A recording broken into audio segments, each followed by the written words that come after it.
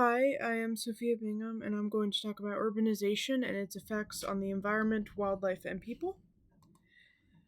So, in this short presentation, I'm going to talk about what urbanization is, its effects on the environment, its effects on wildlife, and its effects on people, mainly focusing on public health and public mental health, along with the photos and works cited for the works I have focused on. So, what is urbanization? Urbanization can refer to a few things. So, urbanization, in its most strict definition, is when people move to more rural areas, which causes those rural areas needing to build and create more in order to be able to accommodate those new people. And this can often cause an increase in construction, jobs, and population, although jobs are not often guaranteed. It is just a loose correlation.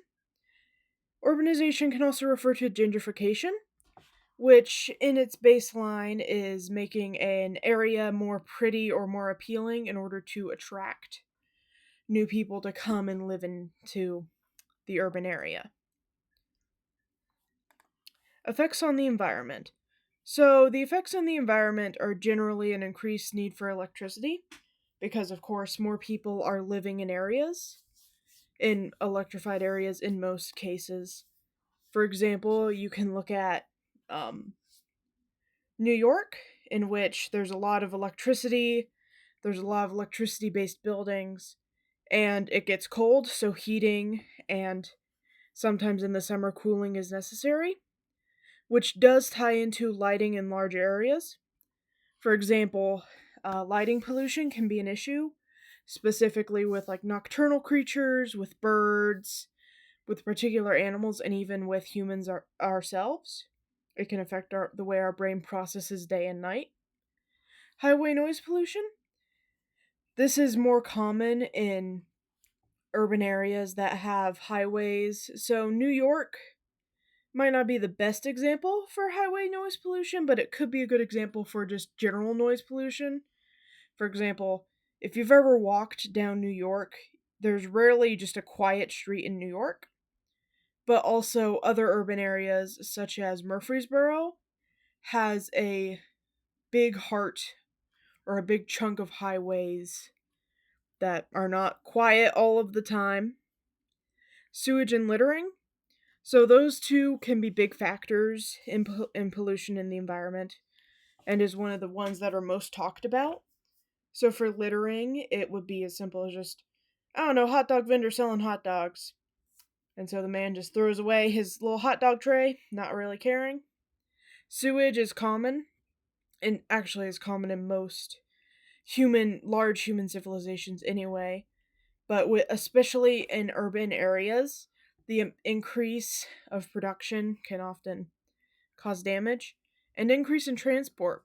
If we go back to our New York example, the underground trains, although being mostly environmentally safe compared to other forms of transportation, they're still not necessarily the most non polluting.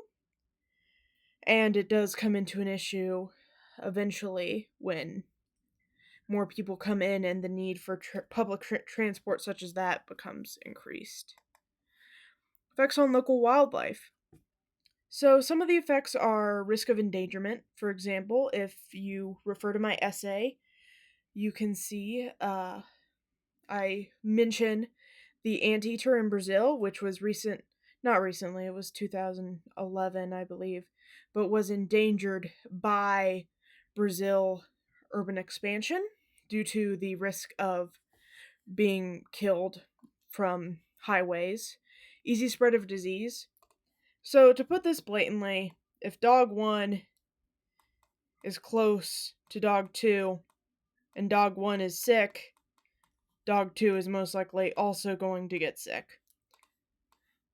And in urban areas, especially when you go to like rat populations, they're often forced to be close packed together due to how often they are, due to the fact they like group around food, littering and pollution affecting health. So, going back to rats, being eating garbage, although possible, is not good for animals. I know, shocker. But the main issue with litter and pollution affecting animals is it doesn't only affect street animals, it can expand into kind of outskirt areas, affecting the way they, in general, breed and feed, because it often drives creatures into urban areas for the food, and then they become ill off of the litter and pollution. Increased stress. Increased stress. So this can be an example of, a deer running into the highway and then just freezing because of the stress. Or it could be an example of a bird, because birds are very hormonal creatures, so stress can severely affect them negatively. So, for example, if I had a pet bird and moved to New York, the pet bird would most likely struggle if I had moved to a noise and light polluted area compared to somewhere else. And overpopulation. So, with the overpopulation, the excess of food that's able to be provided to the animals causes them to overbreed and overpopulate, which then correlates with the easy spread of disease. And of course, the litter also correlates to that, along with stress can also correlate with that because it can weaken the creature's immune system. Effects on public health, which is probably what most people would care about. Animal sickness to humans. For example, in some areas, bats have been known to give rabies to humans in urban areas. This was outside of the US, so in terms of being an American person, if you're listening to this and you're from America, it's not. Rabies is mainly a worry from non bat animals, for example, raccoons and other creatures, but rabies can still be an issue, especially with the increase of animals talked on the previous slide. Asthma irritants. So, one issue is pollution can affect how early plants bloom, and plant pollen affects asthma, as well as dander in lower income homes. Lower income homes often have allergens related to bugs and rats, which can severely spike asthma symptoms. Bad habits and lower sleep. So, bad habits is mainly common in lower income areas in urban places, but the bad habits often include drinking, smoking, and other things such as that, and it's mainly caused by societal pressures, along with economic pressures and pollution. Because, like, if your street doesn't look pretty, you don't want to be sober while you're looking at that. And then lower sleep, which correlates to noise pollution, cause especially in lower and mid income areas, they don't they just build houses wherever they need to be. So if your house is near the highway, it's probably going to be a low income house. Therefore, that low income person gets lower sleep. And if they get lower sleep, it makes working hard. And that is not fun. Effects on public mental health. So, high stressors. So, this applies to all economic statuses. Usually, the stressors in places like New York can be higher because there's more competition with your fellow teammates, and there's more competition for your job. Because, like, if you work at Walmart, they can just pick up any dude in New York to work at Walmart. They don't need you, which would increase your stress in general of work. Water pollution. This is more common in slightly lesser developed places, such as the continent of Africa, that still does have urbanization in itself.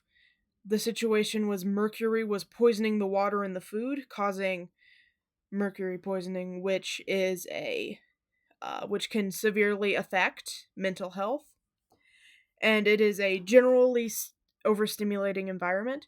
For example, if you've ever been to the New York City, their big block, if you've ever been there, it is bright, it is full of people, it is loud, and there are people everywhere, which can be a big risk on public health, especially for those who struggle with being around people and being in large environments.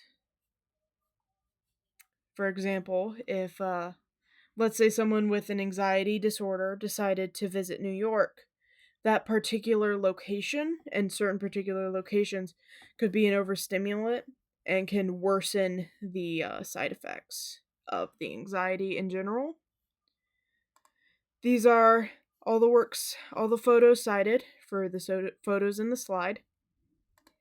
These are the works cited, which correlate to my essay and correlate to particular points I've mentioned in this topic.